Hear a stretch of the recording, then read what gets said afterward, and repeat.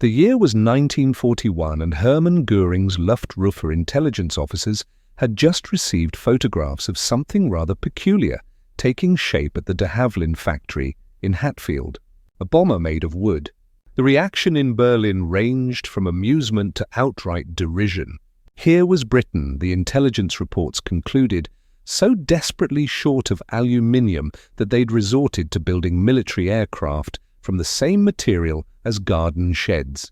Göring himself reportedly quipped that the British were reduced to constructing their bombers from kindling, hardly the stuff of aerial superiority. The German propaganda machine seized upon this apparent weakness with glee. Radio broadcasts mocked the plywood panic gripping Britain's aircraft industry. Luftwaffe pilots were briefed that if they encountered this wooden curiosity, it would likely fall apart under the stress of combat maneuvers. Some German fighter squadrons even joked about carrying matches to finish off any they might encounter. The prevailing attitude was clear. Britain had run out of proper materials and proper ideas. What Göring and his staff didn't know, what they couldn't have imagined, was that on a cold November morning in 1940, a bright yellow aircraft with the designation W450 had already completed its first test flight. Test pilot Geoffrey de Havilland Jr., son of the aircraft's designer, had pushed the prototype to 388 mph during that 20-minute flight from Esprit Hall. That speed was faster than virtually every fighter aircraft in service with any air force at the time.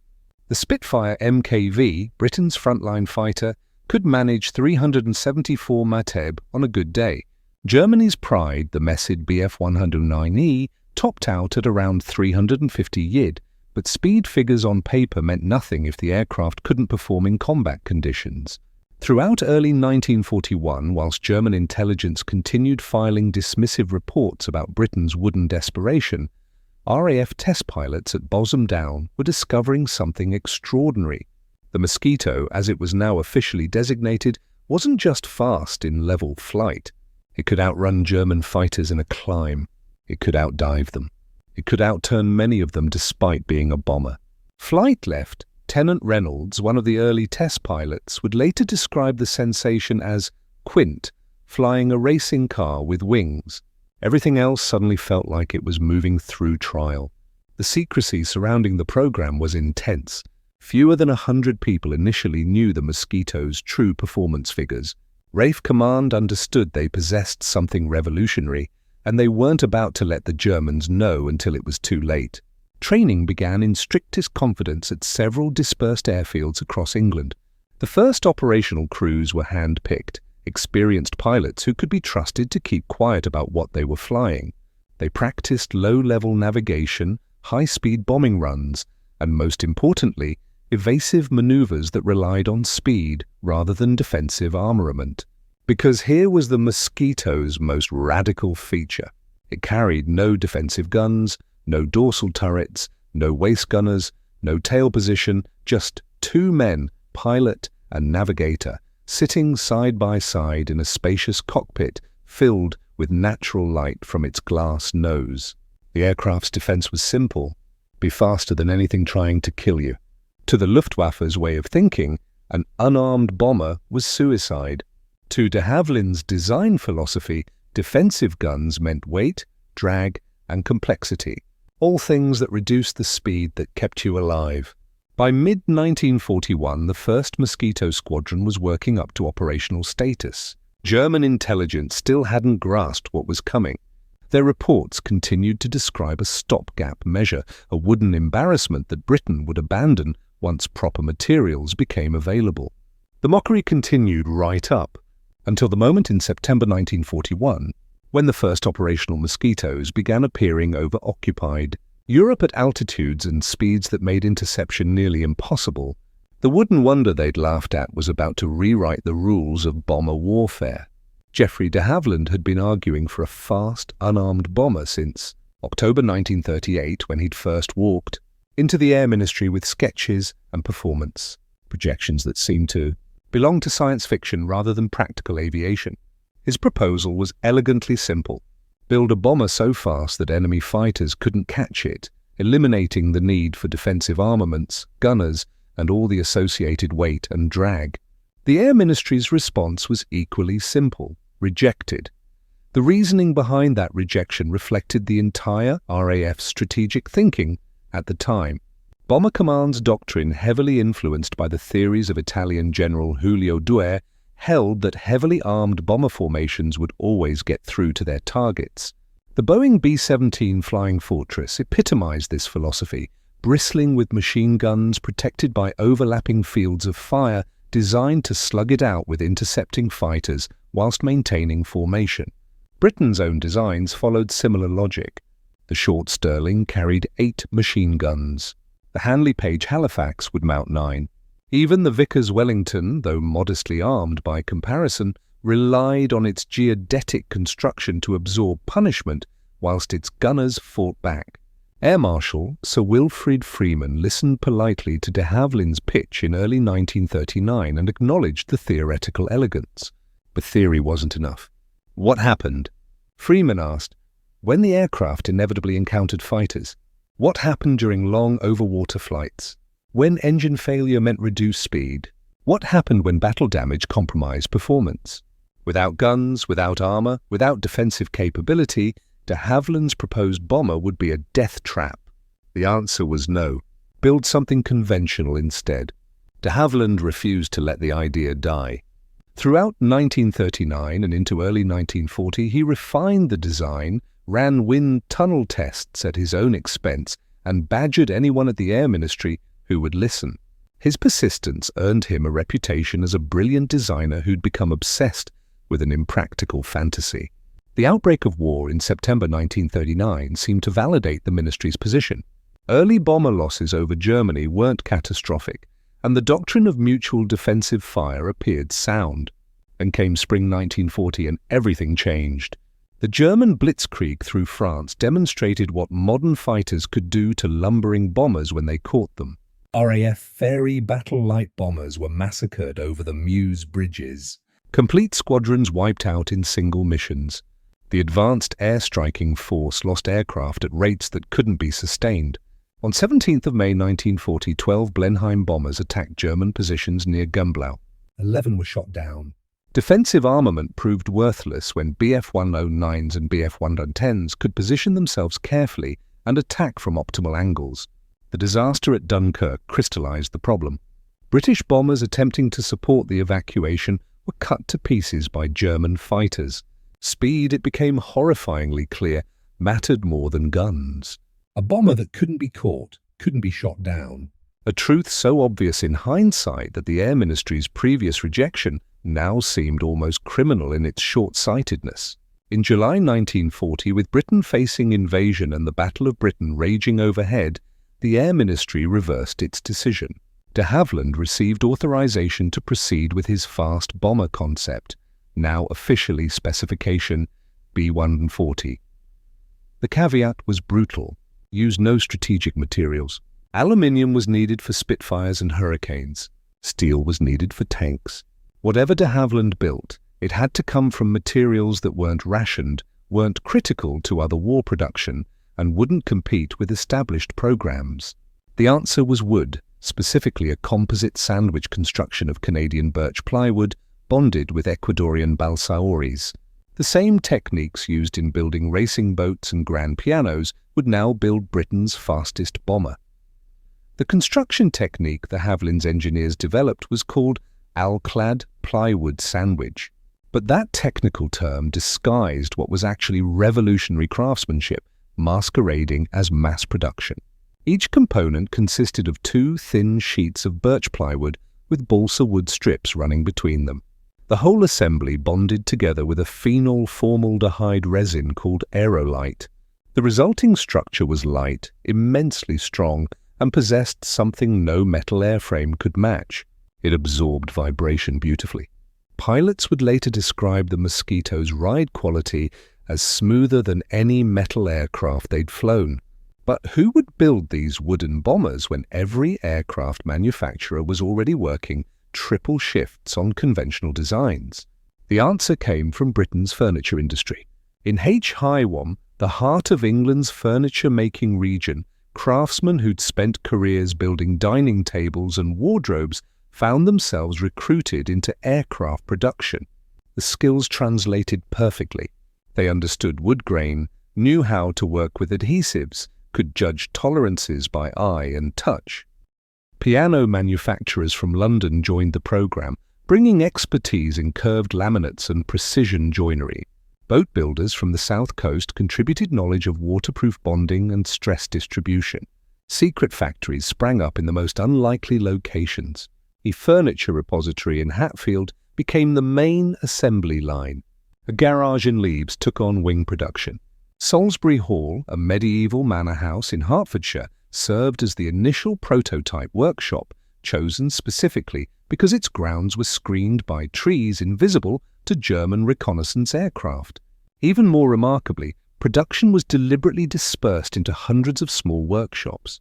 A cabinet maker in Buckinghamshire might spend months crafting nothing but tailplane ribs, never seeing the finished aircraft, never knowing exactly what he was contributing to the war effort. The first production aircraft began rolling out in mid-1941, and the performance figures validated everything de Havilland had promised. The Mosquito BMK-4 bomber variant, powered by two Rolls-Royce Merlin 21 engines producing 1,460 horsepower each, achieved a maximum speed of 380 mph at 17,000 ft whilst carrying a 2,000 lb bomb load. That was faster than the Spitfire Mach-V at the same altitude. It was faster than every German fighter except the Focke-Wulf FW-190 in a straight line, and even the 190 couldn't catch a Mosquito that had any altitude advantage. The fighter-bomber variant, the FBMK-6, would eventually reach 48 mph, making it the fastest operational combat aircraft of 1943. For context, the United States' Republic P-47 Thunderbolt, one of the war's most formidable fighters, maxed out at 433 mph, but that was without bombs. Without external stores in optimal conditions, the Mosquito achieved its speed whilst carrying ordnance, whilst maintaining range, whilst retaining the ability to climb rapidly if intercepted. Range was equally impressive. With standard fuel tanks, a Mosquito could reach Berlin and return. A 150 round trip with bomb load intact. Drop tanks extended that to over 1,500 m, putting virtually any target in occupied Europe within reach. The Lancaster heavy bomber, by comparison, achieved this range by being enormous, slow, and requiring a crew of 7. The Mosquito did it with 2 men in an airframe that weighed less than half what a Lancaster did empty. German intelligence finally grasped what they were facing in early 1942 when Bf-109 pilots began filing bewildered combat reports. Engaged twin-engine bomber. Achieved firing position. Target accelerated away. Read one report from Jägerschrader 26, pursued at full throttle for 8 minutes. Could not close distance. Another fast bomber identified over Cologne. Climbed to intercept. Target climbed faster. The wooden joke had become Germany's nightmare. An aircraft that appeared over the Reich in broad daylight, photographed targets, dropped precision ordnance, and vanished before fighters could reach operational altitude. What made the Mosquito truly revolutionary wasn't just its speed. It was the bewildering versatility that came from that basic airframe. The same wooden structure that carried bombs over Berlin could be modified for a dozen different roles. Each performed better than aircraft, specifically designed for those missions. By war's end, over 40 distinct variants had emerged, each proving that de Havilland's fundamental design was adaptable enough to handle whatever the RAF threw at it. The photo reconnaissance variant arrived first, entering service in September 1941 with No. 1 Photographic Reconnaissance Unit at RAF Benson. The PRMKI stripped out all bombing equipment, installed fuel tanks in the bomb bay, and fitted cameras in the rear fuselage. Flying at 38,000 ft, higher than most fighters could effectively operate, these aircraft photographed German naval bases, mapped invasion beaches, and tracked VW weapon sites. Flight Lieutenant Alastair Taylor completed the first operational sortie on 17th of September 1941, photographing Bordeaux and Le Palais from 25,000 German fighters. Scrambled but never came close. Over the next 4 years, Mosquito PR variants would fly over 5,000 reconnaissance missions and lose fewer than 40 aircraft, a survival rate unmatched by any other reconnaissance aircraft in any air force. The night fighter variant transformed RAF Fighter Command's defensive capabilities. The Mosquito NFMK-2 entering service in January 1942 with No. 157 Squadron carried AI Mk4 radar in a solid nose, 420 multimeter cannon in the belly, and 4303 machine guns in the nose. Wing Commander John Cunningham, already famous as Cat's Eyes Cunningham for his night fighting prowess, scored the variant's first kill on 30 of January 1942, destroying a Junkers J-88 over Norfolk. The Mosquito could chase down Germany's fastest bombers, the D-88 and Dornier 217, with ease, whilst carrying enough firepower to destroy them in a single firing pass. By 1944, Mosquito night fighters had shifted from defensive patrols to offensive operations, following German bombers back to their bases in occupied France and shooting them down as they attempted to land. Anti-shipping strikes proved another natural role. The FBMK-6 fighter bomber variant, armed with 4 20mm cannon and 4 machine guns, devastated German coastal convoys. No. 143 Squadron began operations in November 1942, attacking shipping in the Skagerrak and along the Norwegian coast. The standard tactic involved racing in at wave top height too low for radar detection, popping up to 50 ft, and raking ships with cannon fire before they could react. Larger vessels received visits from FB mix scenes carrying a single 4,000 Ortleby cookie bomb or 8 rocket projectiles. The Mosquito's speed meant German flak batteries had perhaps 3 seconds to track and fire. Insufficient time for effective engagement. Pathfinder duties saw Mosquitoes marking targets for the main bomber stream. No. 105 Squadron pioneered these operations using OBO, a radio navigation system accurate to within 300 yards to drop target indicators over objectives obscured by cloud or darkness. On the night of 31st of January 1943, Mosquitoes marked the targets for the first ever RAF raid on Berlin since November 1941. The symbolism wasn't lost on Berliners. British bombers had returned to the capital, and there was nothing the vaunted Luftwaffe could do to stop them. Beyond Europe, Mosquitoes hunted submarines in the Atlantic, flew meteorological reconnaissance over the Arctic, and operated with No. 618 Squadron in Burma against Japanese communications. In the Mediterranean, they struck Axis shipping and provided high-speed courier services between Gibraltar and Malta. By 1944, Mosquitoes were operating from bases in India, Australia, Iceland, North Africa, and Italy, a truly global aircraft serving in every climate from Arctic to tropical. The ultimate demonstration of the Mosquito's capabilities came not through statistics or performance figures, but through operations so audacious that they seemed impossible until the moment they succeeded. The first occurred on 25th of September 1942 when 4 Mosquitoes from No. 105 Squadron set course for Oslo at low level. Their target, the Gestapo headquarters in the Victoria Terrace building, centre of Nazi occupation administration in Norway. Intelligence reports indicated the building held records identifying Norwegian resistance members, documents that if destroyed would save dozens of lives. The approach required flying 700 miles across the North Sea at wave-top height to avoid radar detection, then climbing to exactly 50 to attack a 4-story building in the middle of a city without hitting surrounding structures or killing Norwegian civilians. The margin for error was non-existent. Squadron leader George Perry led the formation through fog and drizzle, arriving over Oslo harbour at precisely 11:20 hours. The Mosquitoes pulled up, each pilot selecting his impact point on the building's facade, released their bombs with delayed fuses and dove back to sea level before German gunners fully comprehended what had happened. The results exceeded all expectations. Bombs penetrated through windows into offices where Gestapo officials were working, detonating inside the building. The entire 4th floor, where interrogation records were stored, was destroyed. 26 Gestapo officers died in the blast. Norwegian resistance networks that would have been rolled up within weeks survived intact. The psychological impact on the German occupation forces was profound. If the RAF could strike the Gestapo's own headquarters with such precision, nowhere in occupied Europe was safe. But the Oslo raid was merely a rehearsal for what came 18 months later.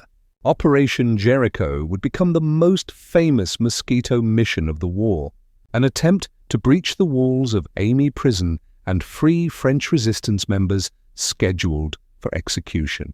The prison, located in occupied France, held over 700 inmates, including more than 100 resistance fighters. German security had infiltrated several resistance networks and mass executions were planned for late February 1944. The French resistance sent a desperate plea to London: destroy the prison walls and give our people a chance to escape. On 18th of February 1944, 19 Mosquitoes from NOSMA 487, 464 and 21 squadrons took off from RAF Hunsdon.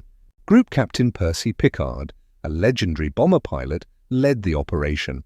The plan required precision that bomber crews had never attempted: hit the outer prison walls to create breaches, hit the guards' barracks to kill or stun German soldiers, avoid the cell blocks where prisoners were held, and accomplish all this with 500-pound bombs dropped from 50 feet whilst travelling at 250 mpg. The first wave, led by Pickard himself, arrived at 1203 hours.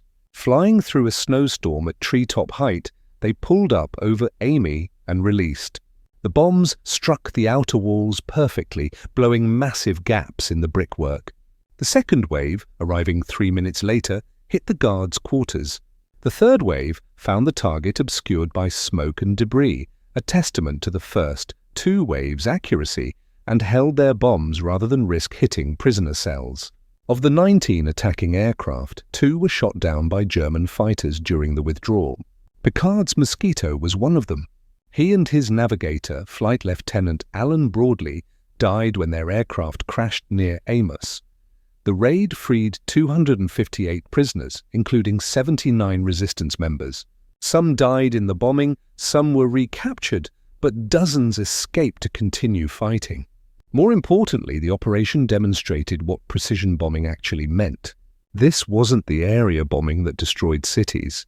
This was surgical strikes against specific buildings, specific rooms, from aircraft moving faster than German defenders could track. The operational statistics tell a story that raw performance figures only hint at. Between 1941 and 1945, RAF Bomber Command flew the Mosquito on 28,000 operational sorties.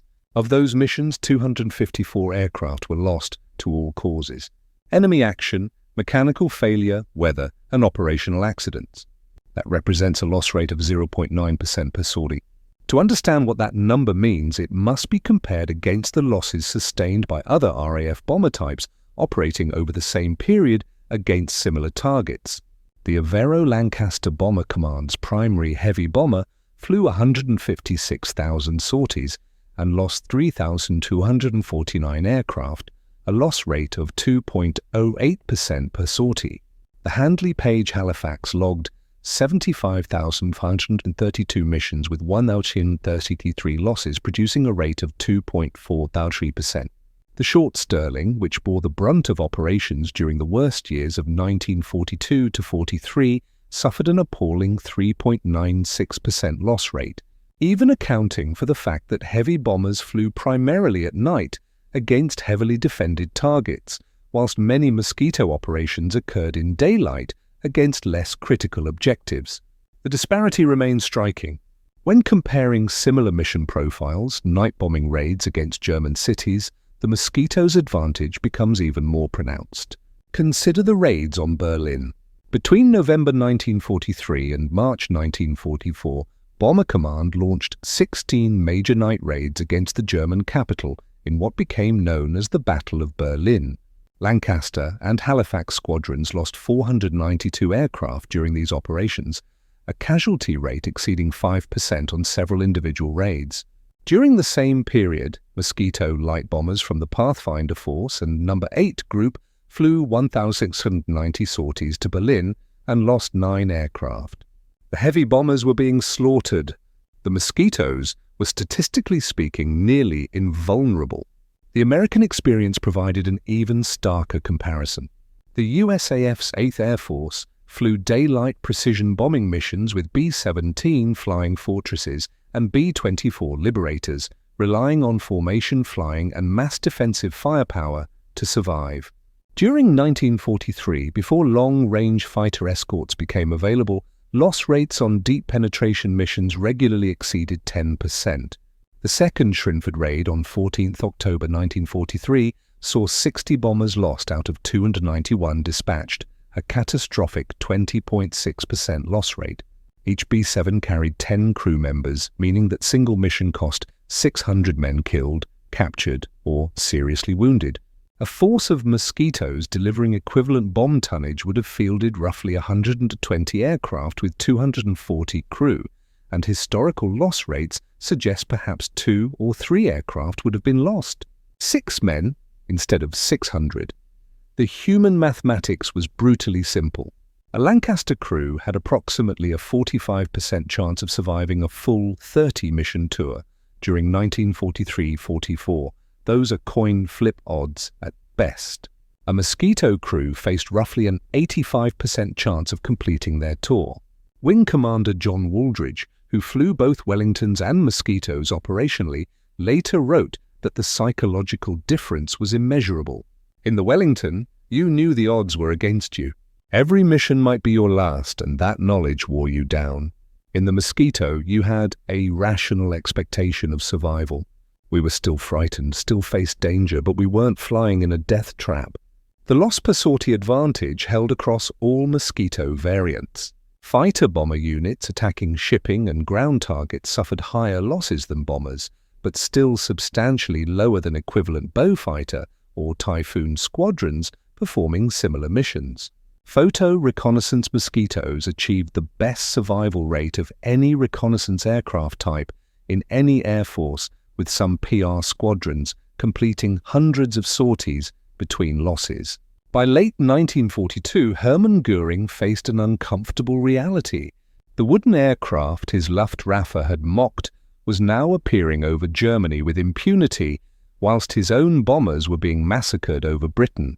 The reversal of fortune was humiliating. Worse, it was undeniable. Luftwaffe fighter pilots were filing reports that matched almost word for word what RAF pilots had said about German aircraft 3 years earlier. Too fast to catch, climbs away before we can close. Operates at altitudes where our fighters struggle. Göring's response was predictable. If Britain could build an effective wooden aircraft, Germany would build a better one. In late 1942, Kurt Tank at Focke-Wulf received orders to develop Germany's answer to the Mosquito. The resulting design, the TAR-154, mimicked the basic configuration almost exactly. Twin engine, 2 crew, wooden construction, emphasis on speed over defensive armament. Tank's engineers studied every scrap of intelligence available on the Mosquito's construction methods and performance characteristics. The TAR-154 would use German spruce and beech plywood instead of Canadian birch, but the sandwich construction technique was virtually identical. Power would come from 2 Junkers Jumo 211 engines initially, with more powerful Jumo 213s planned for production aircraft. The first prototype flew on 7th of July 1943 with test pilot Hans Zander reporting favourable handling characteristics and a top speed of 404 km, genuinely competitive with the Mosquito. Göring was delighted. He personally ordered the TAR-154 into immediate production, designating it Mosquito, the German spelling deliberately echoing the British name, as if by copying even the designation, German engineers could capture the magic that made the original work. Production planning called for 250 aircraft per month by mid-1944, with manufacturing dispersed across multiple facilities to reduce vulnerability to Allied bombing.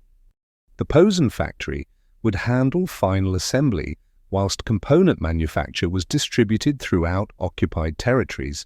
This was where the problems began.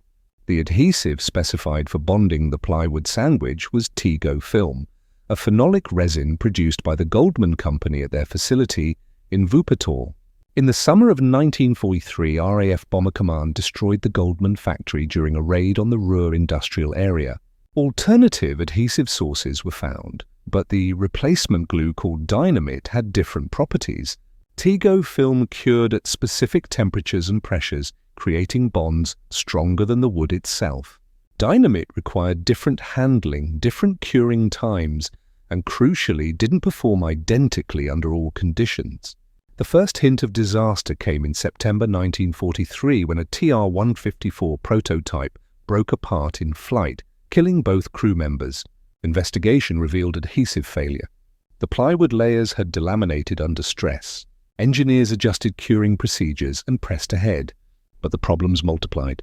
Aircraft would pass inspection with apparently sound construction, then fail catastrophically after a few flight hours.